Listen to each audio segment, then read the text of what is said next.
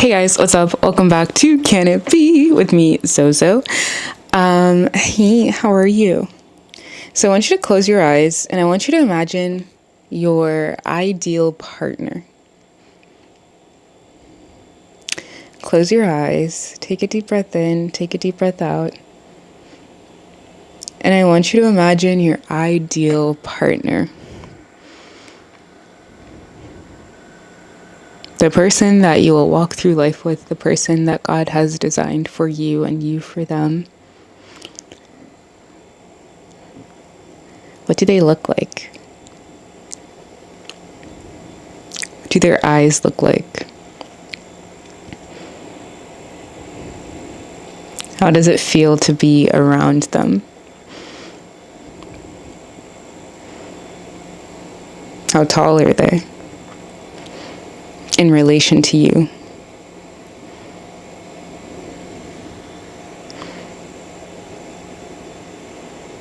And I want you to almost smell their scent. Like, what do they smell like? Naturally. Could be whatever scent they wear, whatever detergent they use.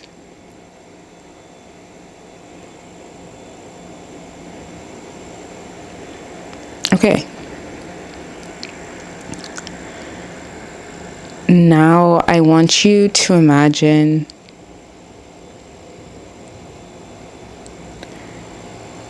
that this person is the perfect person designed for you, built for you. Everything is as it should be. Now I want you to imagine someone else.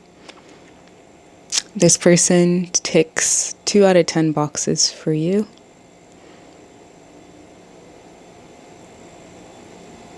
They're not your dream partner, but it's fine. Notice how your mood is changing. Notice how your emotions are changing.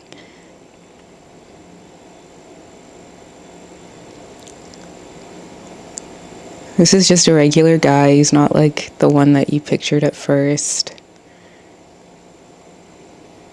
You have a little bit in common. You just, I don't know, it's nice to have someone. So, here's the thing I didn't tell you. The first person, you don't know when they show up in your life story. It's under wraps. But this person, when they show up, is written right on their forehead. You know exactly when they will come.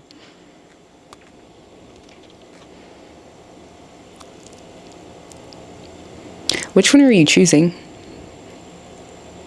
Whatever your first answer is, keep that. Good morning. Welcome back to Can It Be with me, Zozo.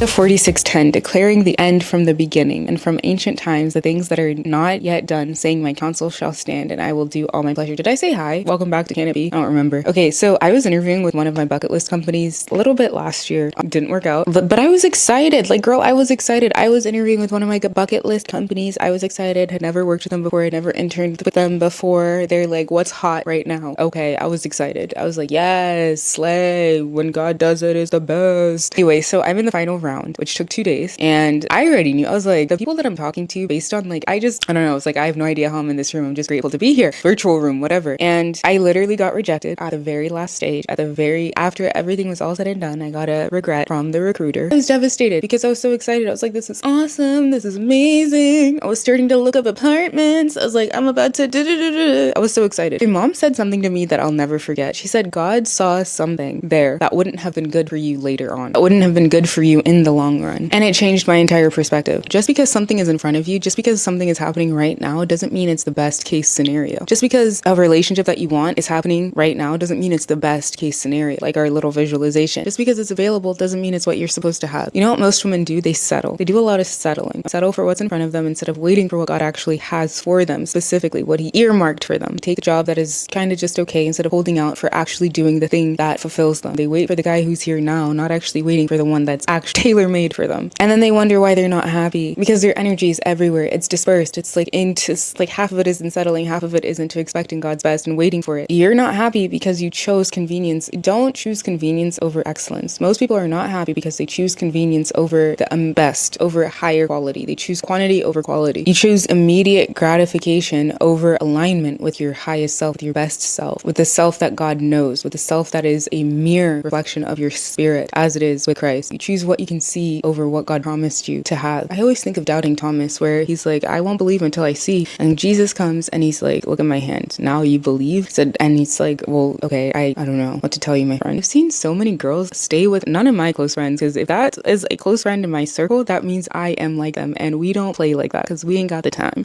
Okay, like, it's just not necessary to do all of that. It's not necessary. But I've seen them stay with guys just because they're good for now, or because their self-esteem is so low that they get some sense of validation from having someone around to not be alone with themselves. And it's like, how? All right, at least he's here, I guess. At least he's breathing, I guess. At least he does the bare minimum, I guess. That's your standard. You're going to, someone who birthed you, brought you into this world, that's going to be your standard? Okay. And that's like saying, at least this food isn't poisoned, when you could be having at least this food isn't poisoned, when you could be having fresh, healthy food that God ordained to be food. Food deserts aside, I still have qualms with that. If I was in politics, be over for y'all. Michelle Obama ain't seen nothing yet. Remember when she came in and took away everything that made everyone happy as a child? She was like, obesity in America. Me, at that time, I was obese. Oh God. Okay.